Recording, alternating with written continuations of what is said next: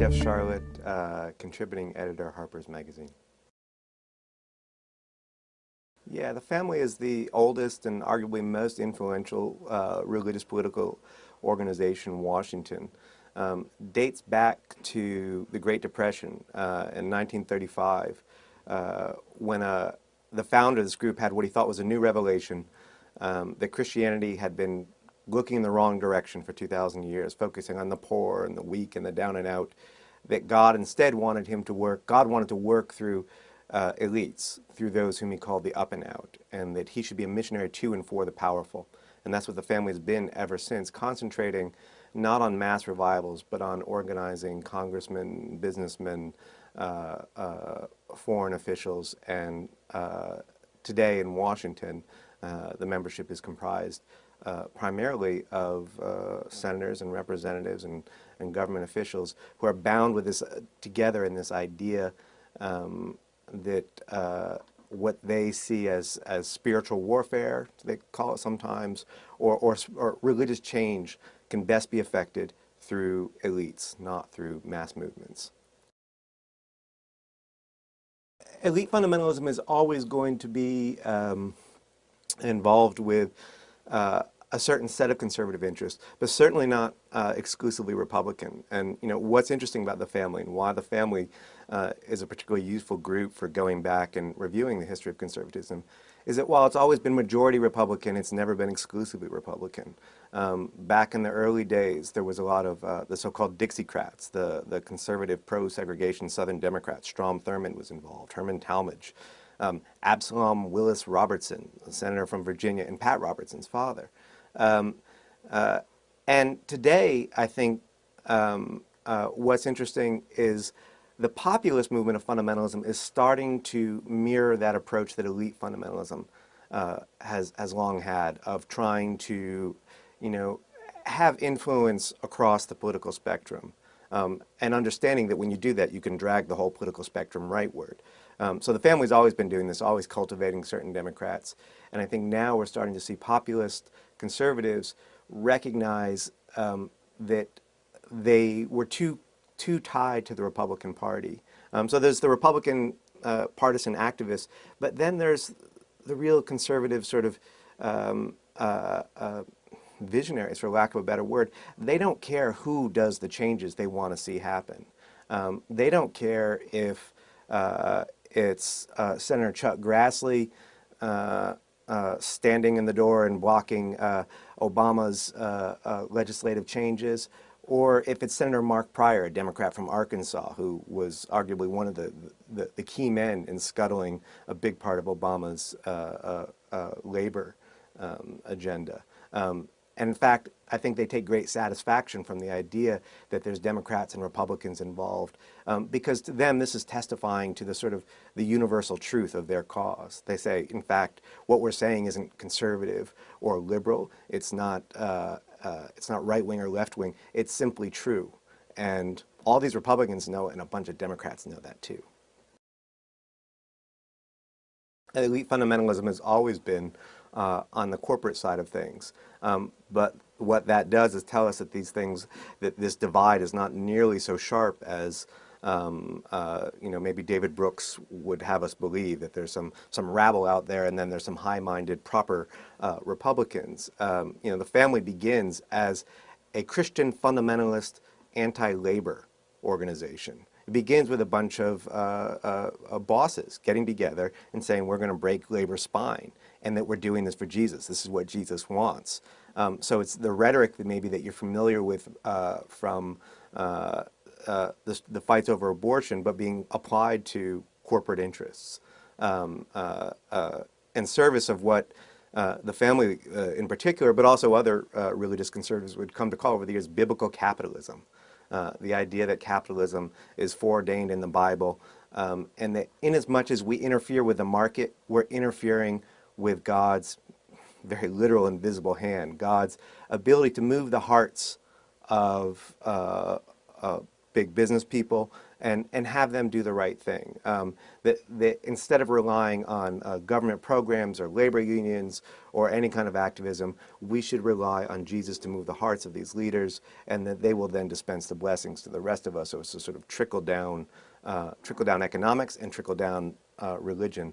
And that's influenced the shape of populist conservatism at this point too. I mean, I remember a few years ago I was in a mega church in Colorado Springs, Ted Haggard's church before Ted Haggard's fall. This were very prominent pastors, no longer so prominent after it came out that he was having a relationship with a male prostitute.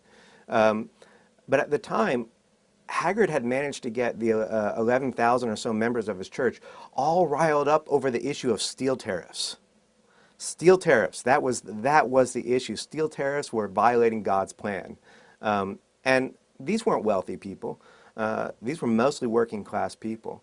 So that's that kind of trickle-down religion in action, and showing that you can recruit the populist conservatism for the interests of corporate conservatism, that the two things can be married into one unholy union.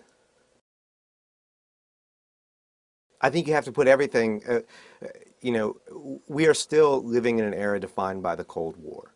The Cold War was really the great struggle of the 20th century, and it just shaped American political life from top to bottom.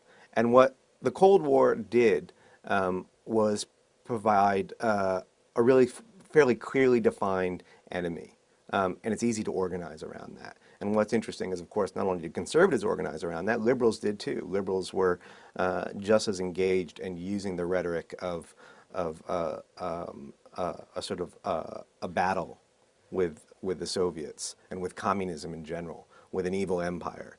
There were plenty of Democrats who used the evil empire rhetoric as well. And this interesting thing happens with the collapse of communism, especially in the sort of the really activist ranks of Christian fundamentalism, which was really the base for conservative activism. Well, who's the enemy now? And so they've been sort of casting about now for some years, trying to figure out how to define themselves. And there was this actually moment I mentioned before, this church out in Colorado Springs, New Life Church, several years ago. They had it was a summit of about 3,000 pastors around the country. And the debate at the summit was, what is the front line of the struggle for America's soul, America's future? What is the great threat? Because you got to have a threat. And there were two choices. The gay man, and you always hear this individual spoken of as in the singular, the gay man, like it's this one guy who is subverting everything. It's an archetype. Or the Muslim, the gay man or the Muslim. And that's been a tension in the right for a while now. And what I think is happening is it's slowly sort of coalescing around the side that would make struggle with Islam the main fight. And partly because that reproduces some of the alliances that were made possible by the Cold War, because there's Democrats and there's liberals who are every bit as sort of anti-Islamic as the hard right is. There is the real, there are real radical Muslim groups out there that really are pretty villainous. You don't have to make them up. But as they do that, that really it replicates some of the Cold War, but it's not a perfect fit. And I think as they sort of struggle with that issue, it sort of explodes things outward. So you have this one issue, this Muslim threat. Well, that allows people to talk about national security. So you go to like a town hall or a Tea Party meeting, and you have folks talking about big government and so on, but also speaking in incredibly precise detail about America's missile arsenal and missile defense. And this becoming an issue, and linking that to the question not just of healthcare, but of public schools. I mean, really, I think one of the overlooked struggles on the right now is the long time dream of the eradication of public schools, which they're not ever going to, that's not going to happen, or at least anytime soon. But look how far they've come. You know, look how much that rightward push has shifted the debate so that public schools are probably have less government support now than they have certainly in our lifetimes and going back many decades. So all these kinds of little issues that are somehow being linked to the great enemy in their mind of Islam. That Islam requires us to get our house in order. And our house in order means we need education that is going to teach about real menace, and public schools can't do that. It means we need this vigorous free market enterprise, and it's all for the sake of national security. Fundamentalism is a 20th century phenomenon, but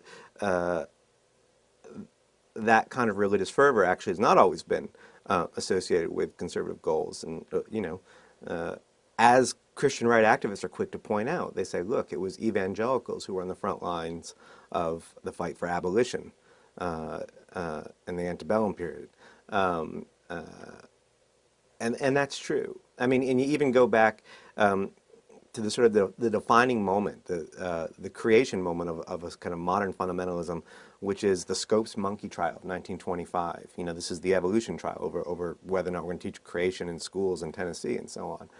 And we all have this sort of popular narrative of this event, Clarence Darrow as the great lawyer and champion of justice versus crazy William Jennings Bryan, the old fundamentalist, and blustering on about the sun standing still and monkeys and all this kind of stuff. And that narrative obscures the fact that what happened in 1925 wasn't left versus right. It was two great strands of leftist thought in American life clashing. That up to that moment, William Jennings Bryan was the most successful populist presidential candidate in American history. Had a lot of ugly ideas, but had also a lot of very progressive ideas. He's a guy who leaves the Wilson administration because he sees it as too imperialist. And he represents a leftist tradition of fundamentalism that gets kind of lost at that point. Because I think liberals sort of coalesce around this other idea that we own reason, that we own the center, that we are the establishment.